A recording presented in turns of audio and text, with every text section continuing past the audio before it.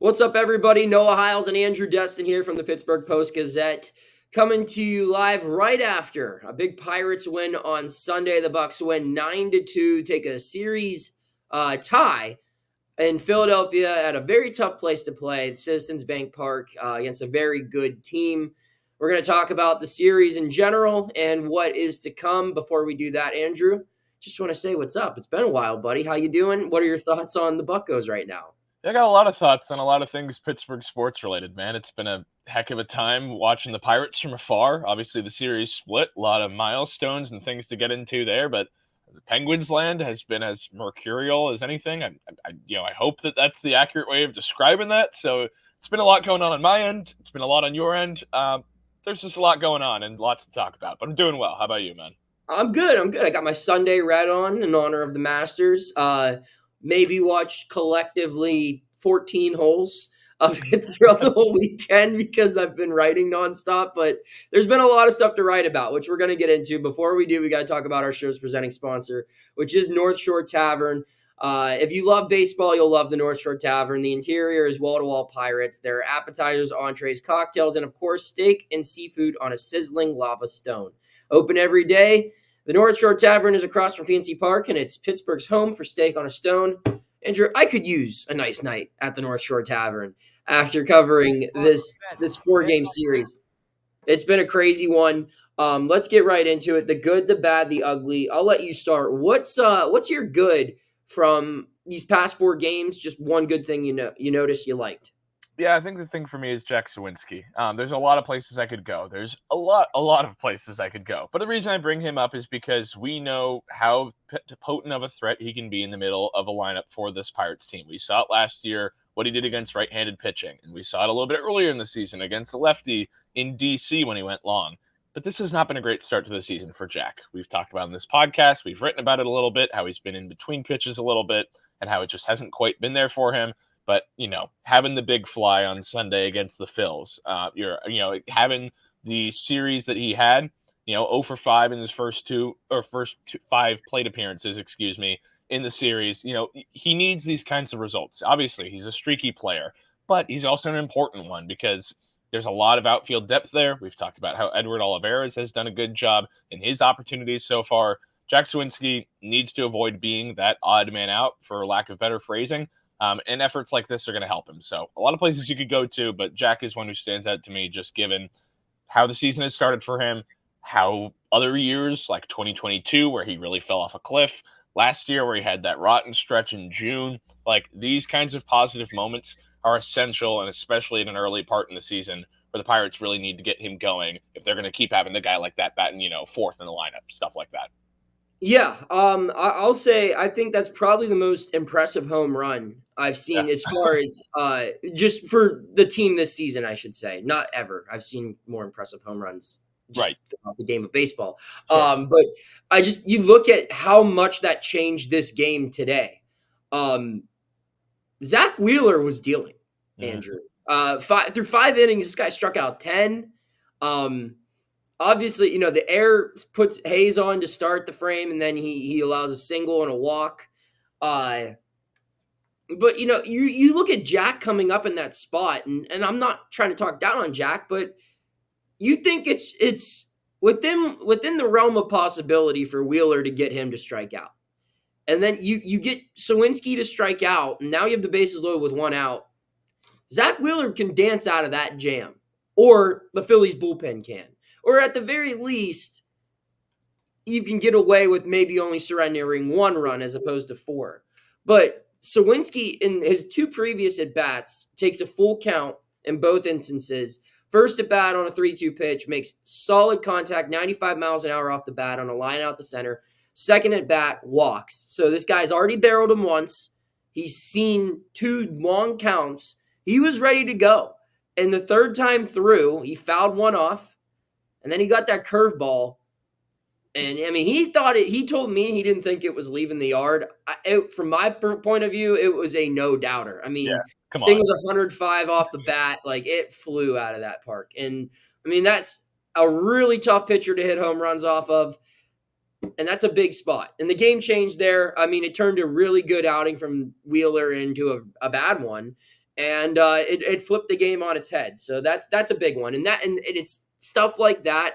Sure, it's just one home run, but a home run in that spot against that pitcher and that against that team, that could be something that sparks a season for an individual. So that we'll have to keep an eye on that moving forward. My good is the starting pitching. Just another really good series. 3 straight series, really, where every starting pitcher was on. I mean, you start off, Jared Jones was great on Thursday. Martin Perez was great. So was or no, not Martin Perez. He didn't pitch. Excuse me. He's tomorrow. Bailey Falter was great. How could I forget about Bailey Falter's revenge game on Friday night, Andrew? The kids will be talking about it for centuries to come. No, but he was really good. Bailey Falter against his former team. David Bednar again. I know not a starting pitcher, but that's another thing we should probably mention. And then even in the loss yesterday, I thought Marco Gonzales was really good, and we're going to talk more about Marco here in a bit. And then Mitch Keller today, 7 strong. In every instance, I think, aside from Mitch, the first 3 games, these guys got hit hard early in the first inning. Some of them allowed runs, some of them just allowed some singles and danced out of the jam. But in all of the games, they figured out how to attack this Phillies lineup as the game progressed. And I'd argue that all of these starters, kind of, with the exception of maybe Jones, were at their best toward the end of their outing. And I think that says a lot. You're seeing these guys being able to go into the 7th inning now, get through 7th innings. And when you're having that in April, that's a very encouraging sign. Andrew, I hinted at it a little bit. I'll let you go ahead and take it. What's your bad from this series? Yeah, unfortunately, it's Marco Gonzales. The left forearm muscle strain, going on the IL, prompting Ryder Ryan to come back up. I know you wrote about it as much, and obviously you guys listening along with this, check out our content at post-gazette.com. With Noah's write-up about this, but with Marco going on the IL, manager Derek Shelton non-committal about whether or not they would call somebody up to fill that spot later on. Obviously, the Pirates have an off day coming up on Thursday. I believe I have that correct. I don't live in the world of days of the week. I live in the world of what game is tonight. But on that note, seriously, they'll be able to skip his turn in the rotation. But what happens the next time through? Is that a Quinn Priester? Is that you're going to fill that with you're going to bullpen the game? How are you going to approach that? Regardless, this is not good for Marco Gonzales because we know his injury history. We know how he got shut down last year at the end of May. And what was the issue?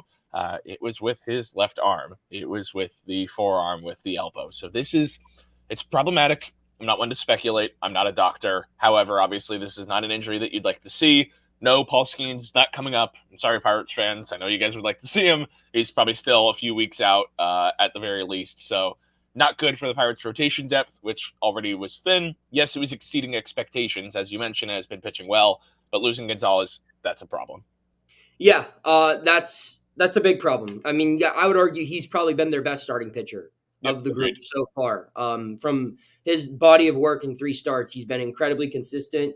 And yeah, you don't want to speculate. Obviously, you don't ever want to see anyone have a long sustained injury. So I hope it's nothing terrible. But with arm injuries, I mean, if you've been living under a rock, there's a very concerning trend going on in baseball right now, where it seems like every team has already lost a notable part of their staff due to an arm injury. The Pirates have already lost Murrieta to Tommy John in spring. But this losing Gonzales for extended time would be a tough blow because that's a guy that they brought in with the expectation that he was going to be able to help for more than 3 starts. So before we move on my bad, Andrew, I just want to ask, I mean, if you're Derek Shelton, what's the move here? What are you doing with that 5th spot? Are you piggybacking Ortiz and Roanzi? Are you calling somebody up? What are you doing? I think you piggyback for the first one. You see how that goes, and you see how Marco is doing. You're just looking to buy yourself time. And I know that's easier said than done, but you can skip 1 turn. The second turn, you can go to the bullpen game. Like you said, you could do an Ortiz and then Contreras, vice versa. Other guys kind of, manipulate matchups that way. Personally, that's how I would do it to cover those first 2 starts. But, it's going to be contingent on what happens with Marco. If it's longer term, you cannot start bullpenning games consistently in April. You can't do that in May. this is as aggressive as I'll probably come across on this podcast because I am so anti that at this early in a juncture. And we saw the second half of last season. Yes, the Pirates are able to have a solid second half and still be able to persevere through it. But bullpenning games, that's not a recipe for success for a team that wants to get to the playoffs this early in the year. So I think you can do it for a couple of spots, but nothing more than that. How about you? Yeah, I think you make your mind up by how the first game goes in this upcoming series. If you have to go deep into your bullpen on Monday or even Tuesday, I don't know if I'm trying to bullpen Ortiz and Roansy Contreras on Friday. And I know that it's just like if you already have if you set yourself up for a series of a limited bullpen early on in New York, like you don't want to continue that into the weekend as well. And also like, why not give Quinn Priester a shot? I thought he wasn't horrible in spring. I mean, a guy who was much worse than him has made 3 starts for this team, and 2 of them have been pretty darn good starts.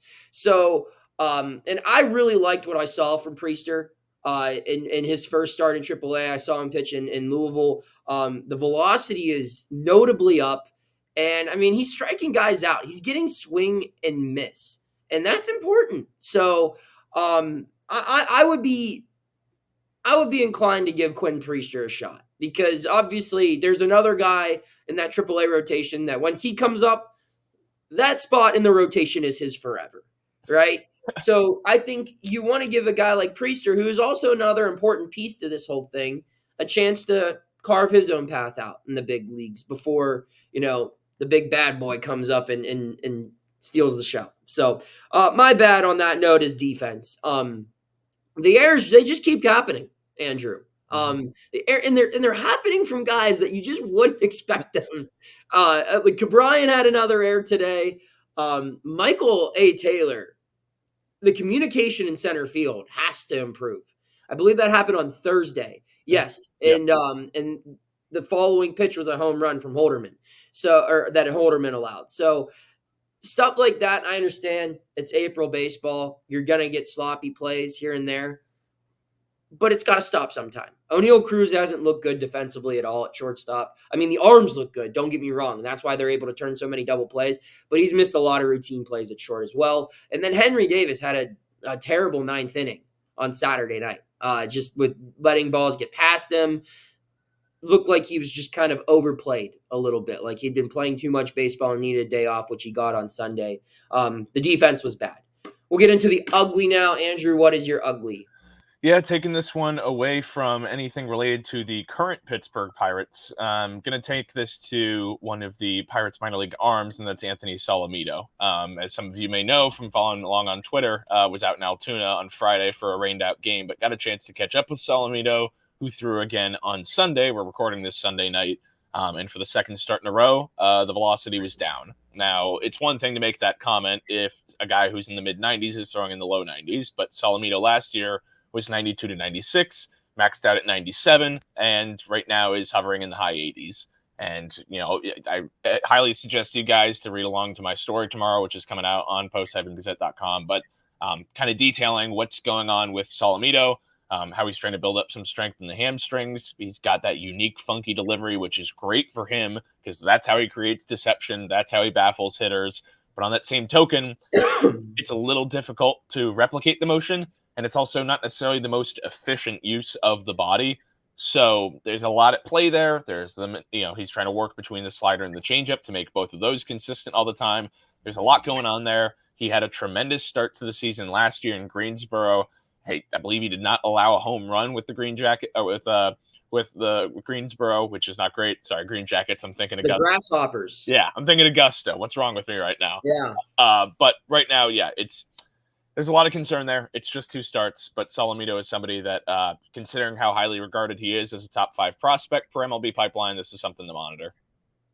Yeah, my ugly Andrew is ugly crying because that's what I wanted to do when I was writing my story on the family that caught Andrew McCutchen's 300th career home run ball. I mean, what's the line? How can you not be romantic about baseball, right? From Moneyball. stories like this, it's worth the extra hour of work you got to put in on a travel day because it's a cool story to tell. Just seeing for those who haven't seen the video or read it, go to post-gazette.com, check out my story. I interviewed the father and the son that caught Kutch's 300th home run ball. Two Pirates fans. Originally, the dad is from Greensburg. He moved to the Philadelphia area where they live now. They're just sitting in left field. A ball's flying in the air. A little kid hit him on the top of the hat, right on the brim of the hat. It could have been catastrophic. But instead, it hits the brim of his hat. His dad catches it on the reflection. They find out it's Kutch's 300th home run. They said, "What do you want for it?" They just said, "We want to give him the ball." And they got to go in the clubhouse. Kutch was greeting him. And it was a really, really cool thing to see unfold. It's something that, as someone who grew up watching Andrew McCutchen and knows a lot of people, who cherish the man, who consider him their favorite ball player of all time. There are a lot of people that I know personally would have loved to be in that situation. And you read the stories about, people who would take advantage of that moment and maybe try to get some money out of it or whatever. Just purity. They just wanted to give him the ball. Kutch made sure he didn't leave empty-handed, gave him a bat, signed it. Just good stuff all around. Just one of those little things that happen throughout a baseball season that remind you why you love the game. So that's all I got. Andrew, any final thoughts as we close this one out? Oh, actually, we do have one more thing. What's one big key you're looking to see for this upcoming series in Queens against the Mets? Ooh, that's a good question. I think for me, it's what do you get from Henry Davis? And, I bring that up. You obviously mentioned how the game, the one a few nights ago, or excuse me, Saturday night, was one that gave him some problems defensively on Saturday. I just want to see them continue to balance his workload. It's been a tough task early on in the season, getting the guy some days off. And I want to see, for him, matchup-wise, how does he handle, going up against another tough opponent? Obviously, the Mets haven't had the greatest start, but still, that's a lineup that's got a few big boppers. Mentioned guys like a Pete Alonso, like a Brandon Nimmo, could go throughout it. So with Davis, just want to keep seeing that growth defensively, see where that goes. That's something to continue monitoring. How about you? I want to see consistent power. Prior to Suwinski's blast, I think they had only had 3 extra base hits in the first 3.5 games against the Phillies. A lot of the runs they manufactured were a product of good base running and just bad mistakes by the Phillies. And obviously, they get 3 home runs in the back half of Sunday's game. And I think they got a double and then in the 8th inning as well. So, but I just want to see more consistent power from this lineup. Some of these guys, I think, just, they're getting singles right now, but Rowdy Tellez, they didn't sign you to hit singles. Let's see you barrel up a couple more. Even guys like, Kutch, again, he hit his first one. Now let's see if this can translate. Jack Suwinski, same thing. We got a little bit of that toward the end of the tail end of the Philly series. This team's not going to be able to win from good base running throughout 162 games. It won a lot of games in April last year by doing that, Andrew. But once teams are better in the field and better at holding guys on, that's not a reliable source of offense. You can't win consistently throughout 162 by playing small ball. You have to hit the ball hard. You have to hit it out of the yard or close to it. And that's what I'm looking forward to seeing if the Pirates can do moving into this 3-game set against the New York Mets. Andrew, any final thoughts now as we wrap this one up? Wow, what a doozy of a pod, and what a doozy of a month, really, for Pittsburgh sports. My takeaway would just be that it's been a heck of a one. There's been a lot of ups and downs, but for you to be out there to catch Andrew McCutchen's number 300, couldn't be more glad for you. And really for, Pirates fans who, like you said, have grew up cherishing the guy, have appreciated what he's done to the organization, to the franchise. A cool moment for him. I know that played into him coming back here, as well as coming back for this season after, having the injury-plagued one last year. So give him his flowers. He's earned this moment in the sun, even if he doesn't necessarily want it. But cool for Andrew McCutchen and good for the Pirates to split the series. How about you? Same thing. I mean, I think that this was this is an impressive series. I know they only got 2 wins, but I mean, they hung around with a really good team. Their starting pitching held its own against a loaded lineup. David Bednar responded, I think you checked a lot of boxes in Philadelphia if you're the Pittsburgh Pirates. So that's all I got. That's all he's got. You can read our work at post-gazette.com. He's Andrew Destin. I'm Noah Hiles. Thank you for tuning in to our show. As always, hit that subscribe button if you haven't already, and we will have more content for you on the Post-Gazette Sports Now YouTube channel and podcast network. Take care.